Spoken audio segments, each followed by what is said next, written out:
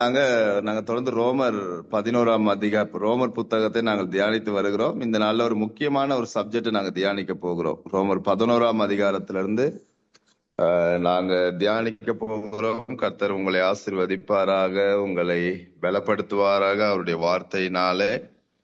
நாங்கள் இந்த நாள்ல நாங்க 33ஆம் வசனத்திலிருந்து ரோமர் 11ஆம் அதிகாரம் 33ல இருந்து 36 வரைக்கும் ஒரு வாசிங்க. 33ல இருந்து 36 வரைக்கும். தேவனுடைய ஐஸ்வர்யம், ஞானம், அறிவு என்பவைகளின் ஆழம் எவ்வளவாய் இருக்கிறது! அவருடைய நியாய தீர்ப்புகள் அளவிடப்படாதவைகள், அவருடைய வழிகள் ஆராயப்படாதவைகள். கர்த்தருடைய சிந்தையை அறிந்தவன் யார்? அவருக்கு ஆலோசனைக்காரனாய் இருந்தவன் யார்? தனக்கு பதில் கிடைக்கும்படிக்கு முந்தி அவருக்கு ஒன்றை கொடுத்தவன் யார்? சகலமும் அவராலும் அவர் மூலமாயும் அவருக்காகவும் இருக்கிறது. அவருக்கே என்றென்றைக்கும் மகிமை உண்டாவதாக. ஆமேன். ஆமேன் ஆமேன். கர்த்தர் நல்லவர். இந்த வசனத்துல நாங்க பாக்குறோம் 33வது வசனத்துல தேவனுடைய ஐஸ்வர்யம், ஞானம், அறிவு என்பவைகளின் ஆழம் எவ்வளவா இருக்கிறது, அவருடைய நியாய தீர்ப்புகள் அளவிடப்படாதவைகள், அவருடைய பலிகள்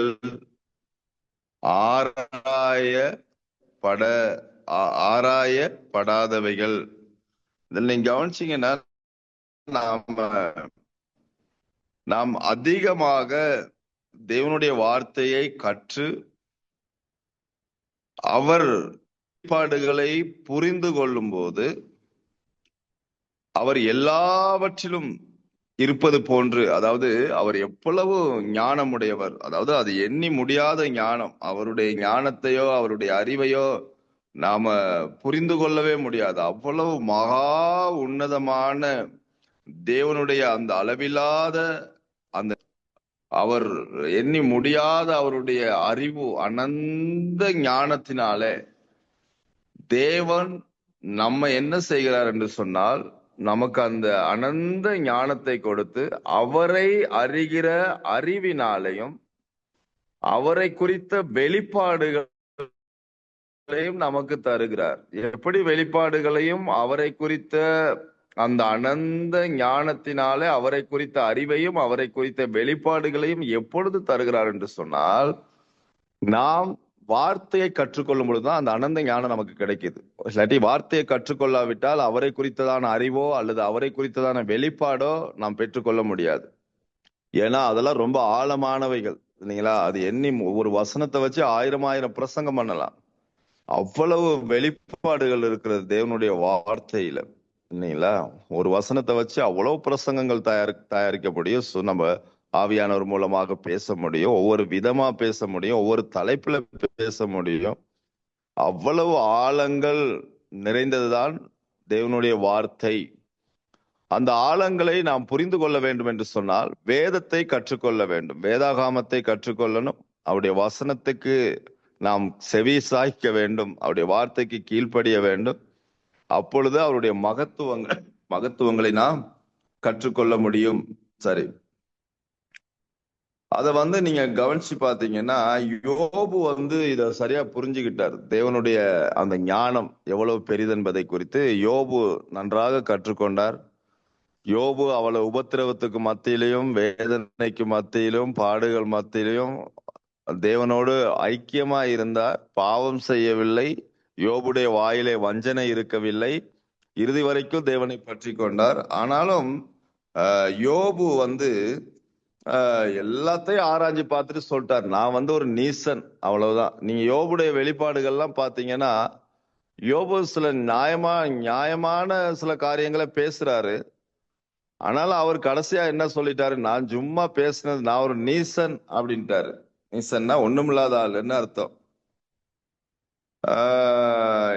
நீங்க கவனிச்சீங்கன்னா யோபு 40ஆம் அதிகாரம், யோபு 40 3 to 5 வருஷம் 5 வரைக்கும் வாசிங்க பார்ப்போம். 40ஆம் அதிகாரம் 3 to 5. அப்பொழுது யோபு கர்த்தருக்கு பிரதியுத்தரமாக, இதோ நான் நீசன், நான் உமக்கு என்ன மறு உத்தரவு சொல்லுவேன்? என் கையினால் என் வாயை பொத்திக் கொள்கிறேன். நான் 2 தரம் பேசினேன், இனி நான் பிரதியுத்தரம் கொண்டாமலும் பேசாமலும் இருப்பேன் என்றான்.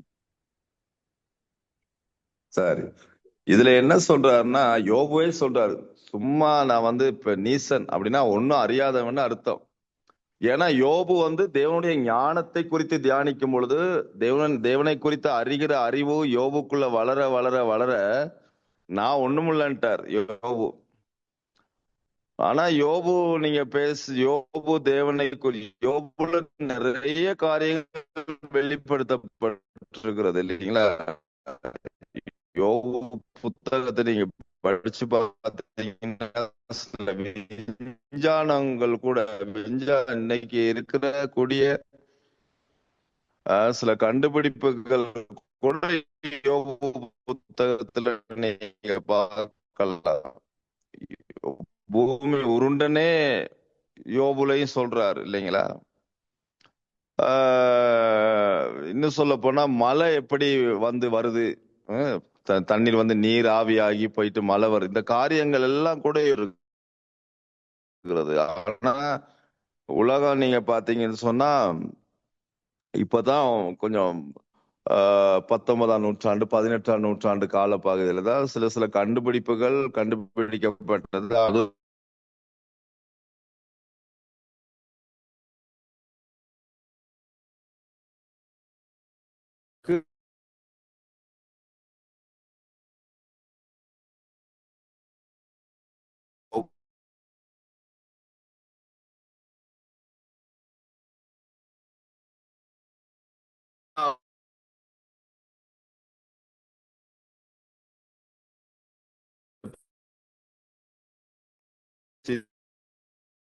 கேக்கல pastor.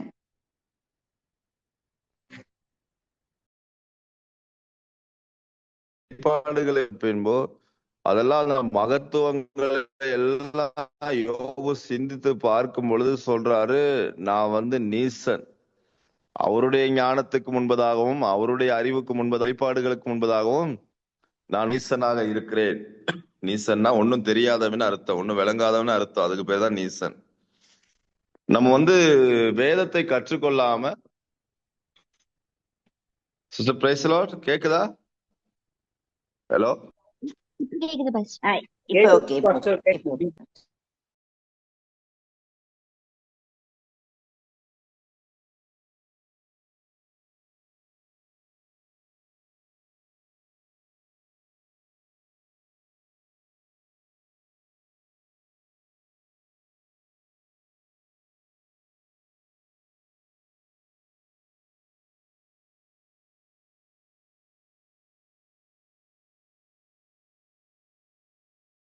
Praise the Lord, Pastor. Praise the Lord.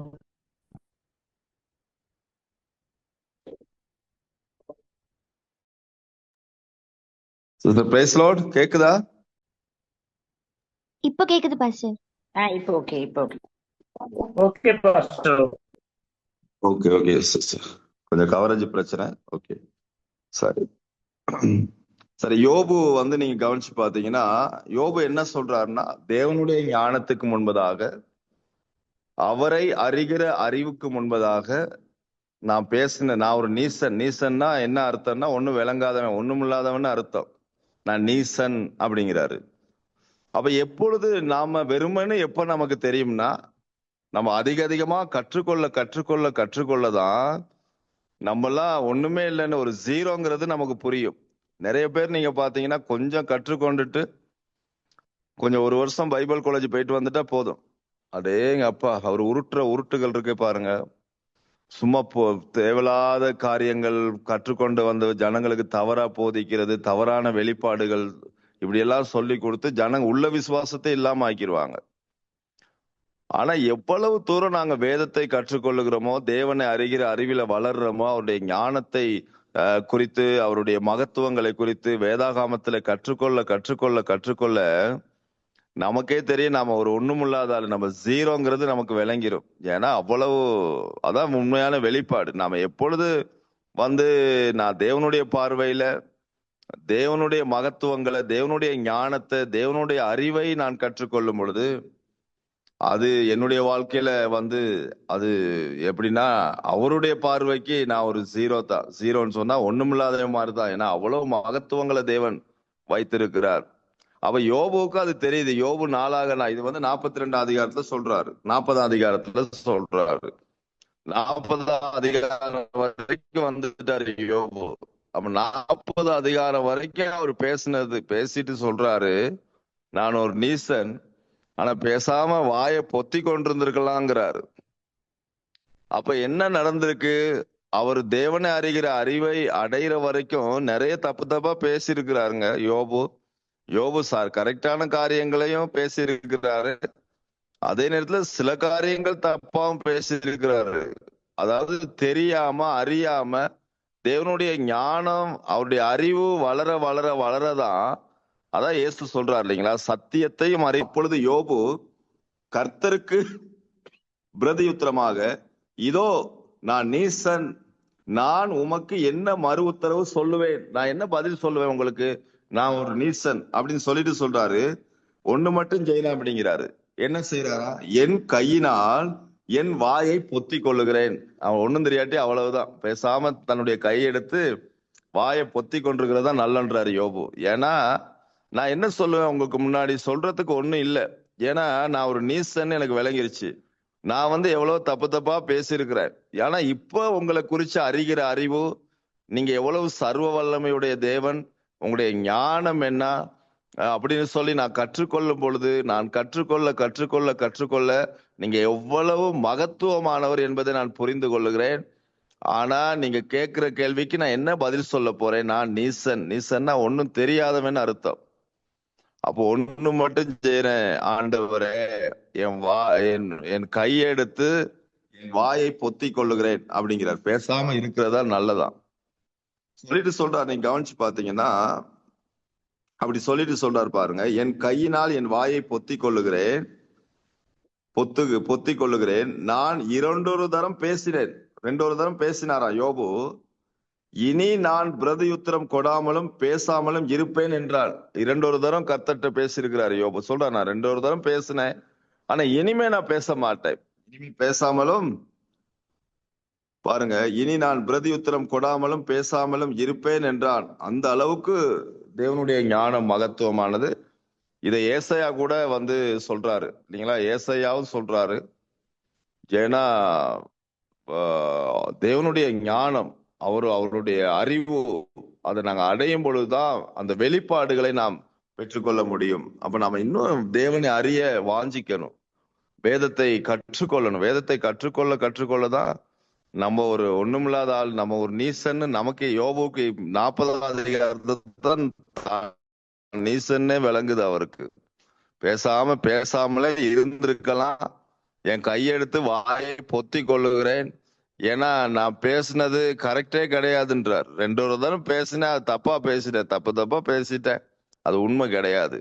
அப்ப எப்படி தேவனை அறிகிற அறிவை நாம் பெற்றுக்கொள்ளதான் தேவனிடத்துல இருந்து வெளிப்பாடுகளை பெற்றுக்கொள்ள முடியும். இந்த வெளிப்பாடுகள் ரொம்ப முக்கியம். ஆனா இன்னைக்கு வெளிப்பாடுகள் என்ற பெயர்ல நிறைய தப்பா பேசுறாங்க இல்லைங்களா. அதுதான் நிறைய உபதேசங்கள்லாம் வந்துருச்சு.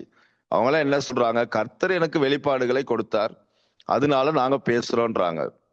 எல்லாம் வேதாகாமத்துல இருந்து அந்த வெளிப்பாடுகள்லாம் எடுக்கிறாங்க. உதாரணத்துக்கு செழிப்பின் உபதேசம் இல்லைங்களா, அது வந்து ஹைபிரைட் கிரைஸ், அதாவது வந்து மிஞ்சின கிருபை, இந்த கிருபையின் உபதேசம். அதே போல வந்து செழிப்பின் உபதேசம். இப்படியாப்பட்ட உபதேசங்கள்லாம் எங்க இருந்து எடுக்கிறாங்கன்னு பாத்தீங்கன்னா பைபிள்ல இருந்து தான் எடுக்கிறாங்க, வேற எங்கேயும் இருந்து அவங்க எடுக்கல. அதுக்கும் அந்த ஹைபர் கிரைஸ்க்கும் அதே போல செழிப்பின் உபதேசத்துக்கும் அதுக்குரிய வசனங்கள் எல்லாம் பைபிள்ல இருந்து எடுத்துதான் உபதேசம் பண்றாங்க. அவங்க என்ன சொல்றாங்கன்னா, இது வசனத்தை வாசிக்கும் பொழுது ஆண்டவர் எனக்கு கொடுத்த வெளிப்பாடு அப்படின்னு பேசுறாங்க. அதுல வேற இடையில சினிமா பாட்டும் போட்டுக்கிறாங்க. அதுல வேற வெளிப்பாடு, ஒரு பாஸ்டருக்கு வெளிப்பாடு சினிமா பாட்டுல இருந்து கிடைக்குது வெளிப்பாடு. சினிமா பாட்டுலாம் பாடி ஆண்டவர் பாருங்க சினிமா பாட்டுலயே வெளிப்பாடு கொடுக்குறாரு அந்த பாஸ்டருக்கு. நம்மள தான் பைபிளை வாசிக்கிறோம், ஆண்டவர் நமக்கு வெளிப்பாடு கொடுக்கல, ஆனா அவருக்கு சினிமா பாட்டை படிக்கிறாரு, வெளிப்பாடு கிடைக்குது. இதெல்லாம் எப்படி வந்துச்சுன்னு பாத்தீங்கன்னா, இதெல்லாம் வந்து அதான் யோபு சொல்றாரு இல்லைங்களா, நான் பேசாமலே இருந்திருக்கலான்றாரு. அவரே சொல்றாரு, நான் நீசன், ஒன்னும் அறியாதவன்னு அர்த்தம். அப்ப அதே போல நீங்க கவனிச்சீங்கன்னா யோபு 42 அதிகாரத்துக்கு வந்துரும்.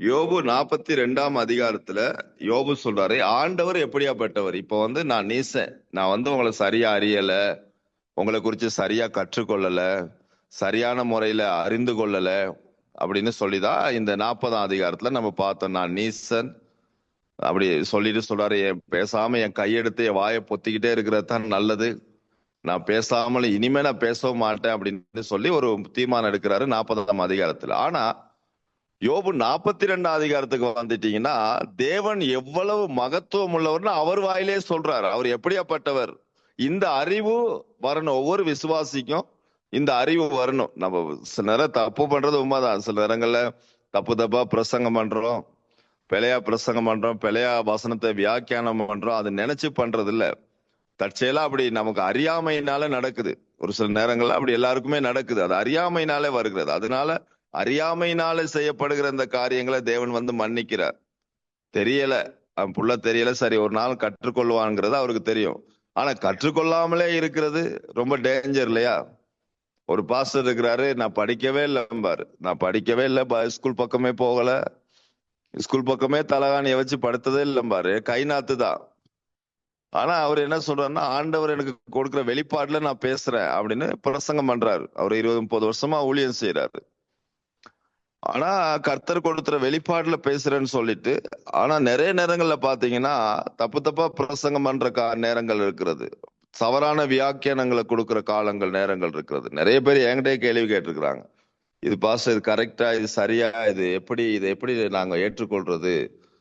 அப்ப என்னன்னா உண்மைதான், கை நாத்து தான், அதே போல ஸ்கூல் பக்கமே போகலன்றது உண்மைதான். ஆனாலும் பரிசுத்த ஆவியானவர் நமக்குள்ள வந்துட்டா நமக்கு வந்து பலன் அடைவீர்கள் என்று வேதம் போதிக்கிறது. அப்போஸ்தலர் 1:8, பரிசுத்த ஆவி உங்களிடத்திலே வரும் பொழுது நீங்கள் பலன் அடைவீர்கள். அப்படின்னா என்ன அர்த்தம் அப்படின்னா, நம்ம ஆவியானவர் நமக்குள்ள வந்தா நாம முயற்சி பண்ணணும், கற்றுக்கொள்ளணும், வேத வசனத்தை கற்றுக்கொள்ளணும், படிக்கணும், வாசிக்க கற்றுக்கொள்ளணும். இங்கிலீஷே தெரியாத, ஆங்கிலமே ஏபிசிடி தெரியாதவங்க இன்னைக்கு இங்கிலீஷ்ல பிரசங்கம் பண்றாங்க, ஆங்கிலத்துல பிரசங்கம் பண்றவங்களை நான் பார்த்திருக்கிறேன், அவங்க சாட்சியை கேட்டிருக்கிறேன். அது ரட்சிக்கப்பட்ட பிறகு ஆவியானவரே அவர்களுக்கு அந்த வல்லமையை கொடுத்து படிக்க ஆரம்பிச்சாங்க, ஆங்கிலம் படிக்க ஆரம்பிச்சு இப்போ ஆங்கிலத்திலே பிரசங்கம் பண்றாங்க இல்லைங்களா? அப்ப நம்ம வந்து கற்றுக்கொள்ள முயற்சி பண்ணணும், நாம் படிக்கலன்னு அப்படியே நிறுத்திடக்கூடாது, கற்றுக்கொள்ள. நிறைய வேதாகமத்தை நாம் அதிக நேரங்கள் கற்றுக்கொள்ளும் பொழுதுதான் ஆண்டவர் வெளிப்பாடுகளை கொடுக்கிறார். யோபு 42 அதிகாரத்துல தேவன் எவ்வளவு மகத்துவமானவர் என்பதை அவரே கண்டுபிடிச்சு சொல்றார். சரி, 41-6 வரைக்கும் வாசிங்க. 1ஆம் வசனத்துல இருந்து 6ஆம் வசனம் வரைக்கும். அப்பொழுது யோபு கர்த்தருக்கு பிரதியுத்தரமாக, தேவரீர் சகலத்தையும் செய்ய வல்லவர், நீ செய்ய நினைத்தது தடைபடாது என்பதை அறிந்திருக்கிறேன். அறிவில்லாமல் ஆலோசனையை மறைக்கிற இவன் யார்? ஆகையால் நான் எனக்கு தெரியாததையும் என் புத்திக்கு எட்டாததையும் நான் அறியாததையும் அலப்பினேன் என்றேன். நீர் எனக்கு செவி கொடும், அப்பொழுது நான் பேசுவேன். நான் உம்மை கேள்வி கேட்பேன், நீர் எனக்கு உத்தரவு சொல்லும்.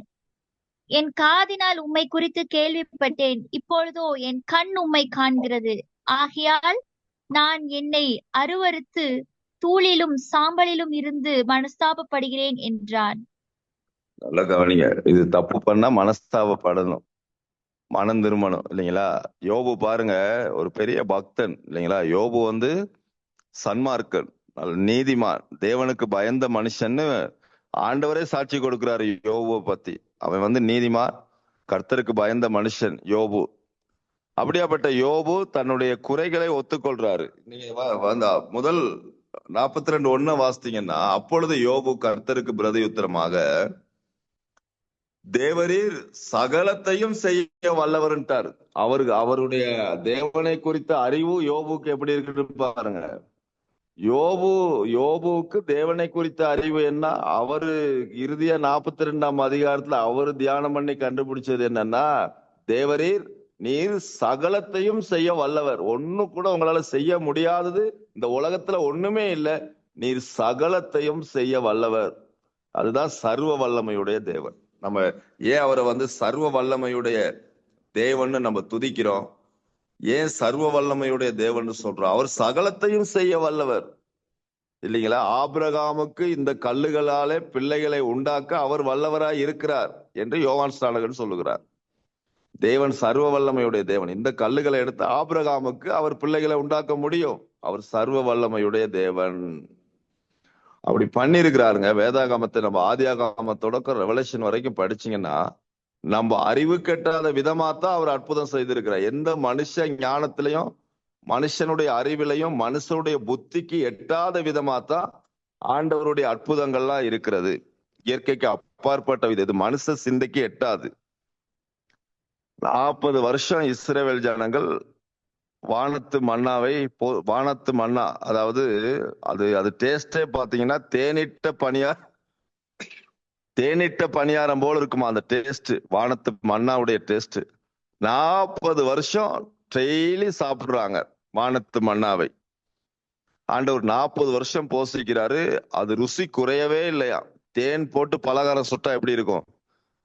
தேன் போட்டு பலகாரம் சுட்டு சாப்பிட்டு பாத்தீங்கன்னா தெரியும் அதனுடைய சுவை எப்படி இருக்கணும். அந்த மாதிரிதான டேஸ்ட் வானத்து மன்னா. 40 வருஷம் சலிக்காம சாப்பிட்டாங்க இஸ்ரவேல் ஜனங்கள். இது அறிவு கெட்டாத ஒரு காரியம் இல்லைங்களா?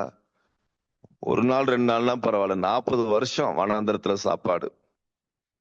காடைகளை இறைச்சி கேட்டாங்க. ஆண்டவர் ஒரே டைமிங்ல லட்சக்கணக்கான காடைகளை கொண்டு வந்து இஸ்ரவேல் ஜனங்களுக்கு கொடுத்தாரு. ஒரு நாள் இல்ல, அவங்க விரும்பின நேரமெல்லாம் சாப்பிட்டு இருக்கிறாங்க காடைகளை.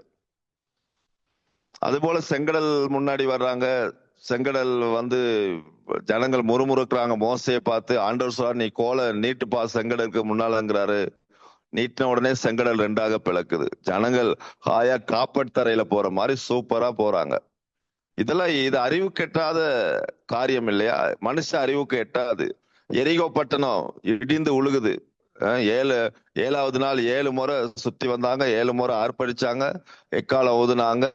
ஆர்ப்பரிக்கும் பொழுதே அந்த மதில் இடிஞ்சு உழுகுது. 7 குதிரை வண்டி ஓடலாமா, அவ்வளவு பெரிய அகலம் அந்த செவரு, காம்பவுண்ட் செவரு.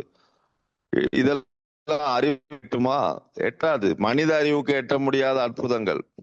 இயேசு மரித்தவனை உயிரோடு எழுப்புறார். லாசர் மறிச்சு 4 நாள் ஆச்சு. பொடி வேற நாத்தடிக்குது. 4 நாள் ஆயிட்டா நாத்த வர ஆரம்பிச்சிடும். அவளே சொல்றா, ஐயோ போவாதீங்க, அங்க 4 நாள் ஆச்சு, அங்க போட்டு நாரும் கிட்ட போவாதீங்க. அவர் சொல்றாரு, இல்ல லாசர் நித்திரையா இருக்கிறார். போயிட்டு 4 நாளைக்கு பிறகு மரித்து போன லாசருவை உயிரோடு எழுப்புகிறார். இது நம்ம அறிவுக்கு புத்திக்கு எட்டாத அதிசயம் இல்லையா? கடலையும் காத்தையும் பாட்டு அதற்றாரு. அப்படியே அது இறையாதே, அமைதலா இரு அப்படிங்கிறாரு. அது அப்படியே கப்புன்னு அடங்கி போச்சு. இப்படி ஏகப்பட்ட அற்புதங்களை நீங்க ஆதியாகம தொடக்கம் பார்க்கலாம். ரெவலேஷன் வரைக்கும் நீங்க பாத்தீங்கன்னா மனித அறிவுக்கு எட்டாத அற்புதங்களை செய்கிறார். அதுக்குதான் அவர் எப்படியாப்பட்டவர்னா சர்வ வல்லமையுடைய தேவன். யோபு சொல்றாரு, தேவரே நீர் சகலத்தையும் செய்ய வல்லவர். உங்களால செய்ய முடியாது ஒண்ணுமே இல்லை. நீங்க சகலத்தையும் செய்ய வல்லவர். நீர் செய்ய நினைத்தது தடைபடாது என்பதை அறிந்திருக்கிறாரா? அவரு கண்டுபிடிச்சிட்டாரு. என்ன கண்டுபிடிச்சாரு? என்ன அறிந்திருக்கிறாரு? என்ன கிளவர்? நீர் செய்ய நினைத்தது ஒன்றுமே தடைபடாது என்பதை நான் அறிந்திருக்கிறேன். அதான் அவரு கண்டுபிடிச்சாரு. அவ்வளவு ஞானமுள்ள தேவன் அவரு. இப்ப அதே நேரத்துல நீங்க 3வது வசனத்தை வாசித்தீங்கன்னா 42:3 அவரே சொல்றாரு. யோபு என்ன சொல்றாரு? முதல்ல அறிந்திருக்கிறேன்னு சொல்லிட்டார். நீ சகலத்தையும் செய்ய வல்லவர். நீர் செய்ய நினைத்தது தடைபடாது என்பதை அறிந்திருக்கிறேன். 3ஆம் வசனம், அறிவில்லாமல் ஆலோசனையை மறைக்கிற இவன் யார்? ஆகையால் நான் எனக்கு தெரியாததையும் என் புத்திக்கு எட்டாததையும் நான் அறியாததையும் அலம்பினேன் என்றான். அப்ப என்ன? யோபு 40ஆம் அதிகாரம் வரைக்கும் இதுதான் பண்ணியிருக்கிறாரு.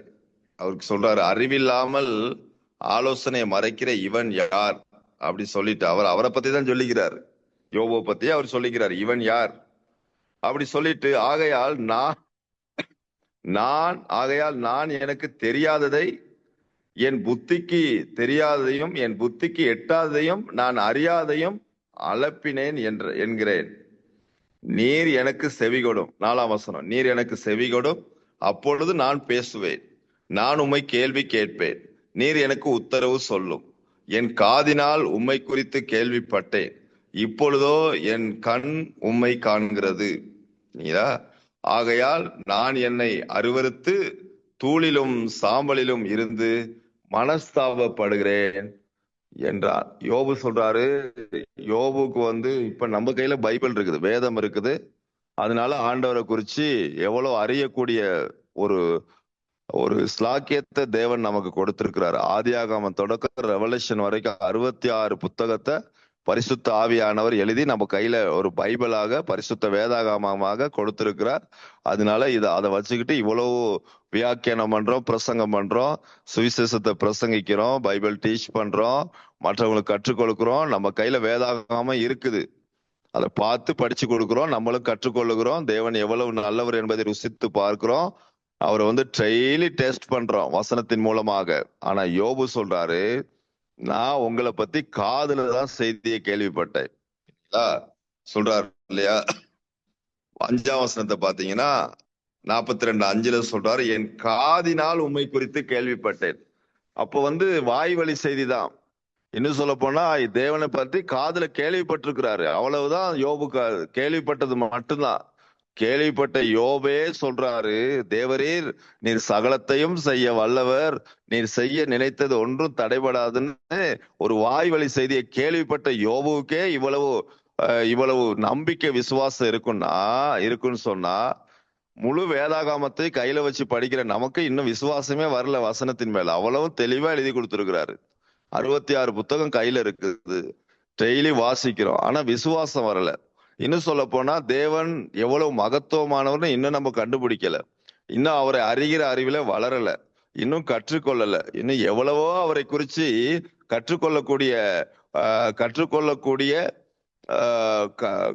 கற்றுக்கொண்டு நாம் இன்னும் வளருவதற்கு எவ்வளவோ சந்தர்ப்பங்கள் இருக்கிறது. ஆனா நம்ம என்ன செய்யறோம், கற்றுக்கொள்ள நாம் மறுக்கிறோம். வேதத்தை கற்றுக்கொள்ள யாருக்கு விருப்பம் இல்லை. ஆனா வேதத்தை கற்றுக்கொள்ளுகிறவர்கள் தான் பாக்கியவான்கள், பாக்கியவதிகளாக இருக்கிறார்கள். அவருக்குத்தான் தேவன் வெளிப்பாடுகளை கொடுத்து வசனத்தினுடைய ஆழங்களை அவர்களுக்கு வெளிப்படுத்துவார்.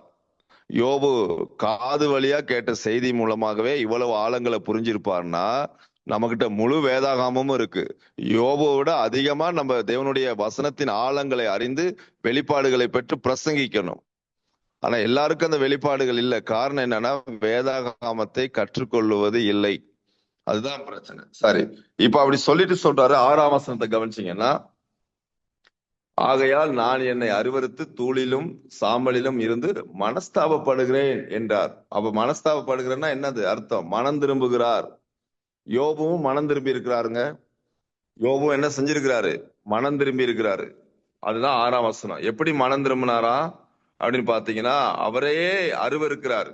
ஐயோ, நான் தப்பு பண்ணிட்டேனே, இப்படி பிழை செஞ்சுட்டனே, இதை செஞ்சிருக்கவே கூடாதே, ஐயோ அப்படின்னு சொல்லி அவரை பார்க்கும் பொழுது அவருக்கே அது அருவருப்பா இருக்குதா. அவர் செஞ்ச பாவம் அவர் கண் முன்னாடி, அவர் செஞ்ச காரியங்கள், அவர் செஞ்ச பிழைகள், அவர் செஞ்ச தப்புகள், அவரு தவறா பேசின காரியங்கள், தவறா எண்ணின காரியங்கள், தவறா சிந்திச்ச காரியங்களை அவர் எண்ணி பார்க்கும் பொழுது அவருக்கே அவரை பார்க்கும் பொழுது அருவருப்பா இருக்குதான். நமக்கு என்னைக்காவது அப்படி ஒரு அருவருப்பு வந்திருக்குதா? நம்ம பாவம் செஞ்ச பிறகு ஐயோ எனக்கே என்ன பார்க்கும் பொழுது அருவருப்பா இருக்கேன்னு சொல்லியிருக்கிறோமா? அதுதான் யோபு தேவனே சாட்சி கொடுத்தார். கர்த்தருக்கு பயந்த மனுஷன் அவன் சன்மார்க்கன், நீதிமான், உத்தமன் அப்படின்னு கர்த்தரே சாட்சி கொடுக்கிறாரு. அப்ப அவர் பாவம் செஞ்ச பிறகு, தவறா பேசின பிறகு, இந்த மாதிரி தப்பா பேசின பிறகு அப்புறம் கொஞ்சம் யோசித்து பார்த்து அவரே அவர் ஒருக்க பார்த்திருக்கிறாரு. அவருக்கே அவர் அருவருப்பா இருந்திருக்கிறாரு யோபுவுக்கு. அதனால யோபு என்ன பண்ணாரு? 6ஆம் வசனத்துல, நம்மளாம் இப்படிதான் மனஸ்தாபப்படணும். மனம் திரும்பணும். இந்த மாதிரிதான் உத்தமன். யோபு நம்ம நீதிமானாக்கப்பட்டிருக்கிறோம். இயேசுடைய ரத்தத்துல நாம் நீதிமான்கள் ஆக்கப்பட்டிருக்கிறோம். இன்னைக்கு விசுவாசிகளுக்கு இந்த இந்த யோபுவை போல மனஸ்தாபப்படுகிற ஒரு ஒரு உணர்வு வரணும் இருதயத்துல. அப்ப அவர் பார்க்கும் பொழுது அவருக்கே அவர் அருவருப்பா இருந்திருக்கிறாரு. 6ஆம் வசனத்தை நல்லா கவனிச்சீங்கன்னா சரி. பாருங்க 6ஆம் வசனம். ஆகையால் நான் என்னை அருவருத்து அவர் அருவருத்தாராம். அருவருத்த பிறகு என்ன பண்ணிருக்கிறாரு? தூளிலும் சாம்பலிலும் இருந்து, பாருங்க, தூளிலும் சாம்பலிலும் இருந்து. சாம்பல்னா ஒண்ணுக்கும் உதவாதுன்னு அர்த்தம். சாம்பலை எதுக்குமே யூஸ் பண்ண முடியாது இல்லைங்களா? எல்லாம் எரிச்ச பிறகு கடைசியா வர்றதுக்கு பேர் தான் சாம்பல். அது என்னத்துக்கு உதவும்? ஒண்ணுக்கும் உதவாது. அப்படியாப்பட்ட ஒண்ணுக்கும் உதவாத அந்த சாம்பல்ல உட்காந்து யோபு சாம்பல்ல இருந்து மனஸ்தாபப்படுகிறேன் என்றான். அப்ப என்ன அர்த்தம்? அப்படின்னா என்ன அர்த்தம்? சாம்பல்ல உட்காந்து தூளிலும் சாம்பலும் இருந்து மனஸ்தாபப்படுகிறேன்னா அது தாழ்மையை குறிக்கிறது. தேவனுக்கு முன்பாக தன்னை யோபு தாழ்த்துகிற தாழ்மையை குறிக்கிறது. சாம்பல்ல உட்கார்ந்து நான் மனம் திரும்புறேன். அதுக்கு என்ன அர்த்தம்? நான் தேவனுக்கு முன்பதாக என்னுடைய இருதயத்தை தாழ்த்துகிறேன்னு அர்த்தம். யோனா போயிட்டு தீர்க்கதரிசனம் சொன்னார் நினிவே பட்டணத்துல. சொன்ன பொழுது அந்த ராஜா என்ன பண்ணா? அவன் தேவனை அறிஞ்சவனே கிடையாது. அவன் ஒரு புறஜாதி ராஜா, நினிவே பட்டணத்துல உள்ள ராஜா. சொன்ன உடனே கர்த்தர் இந்த தேசத்தை அழிக்க போறார், நினிவே பட்டணத்தை அழிக்க போறாருன்னு சொன்ன உடனேயே அவன் கர்த்தருக்கு பயந்து எல்லாத்துக்கும் கட்டளை கொடுக்கிறான். சமஸ்த நினிவே பட்டணத்தார், எல்லா பிரபுக்கள், அமைச்சர்கள், மக்கள், தலைவர்கள், ஆடு மாடுகள் எல்லாம் மனம் திரும்பணும். என்ன சொல்றான்? இன்னைக்கு எல்லாரும் யாரும் சாப்பிட முடியாது, எல்லா உபவாசம். எல்லாரும் ராஜாவே ரட்டுடுத்தி, ரட்டுனா ஒரு வகையான உடுப்பு.